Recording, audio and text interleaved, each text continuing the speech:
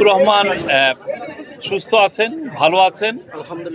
আমরা আশা করছি উনি আজকেই ওনার বাড়িতে ফিরে যাবেন, বাসায় ফিরে যাবেন। উনি সবার দোয়া চেয়েছেন, আর আমাদের চিফ অ্যাডভাইজার ওনার খোঁজ খবর নিচ্ছেন।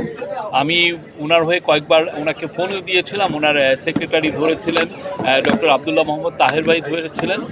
আমরা আশা করছি উনি আবার সুস্থ হয়ে খুব দ্রুত 1-2 দিনের মধ্যে আবার আমাদের মধ্যে ফিরে আসবেন।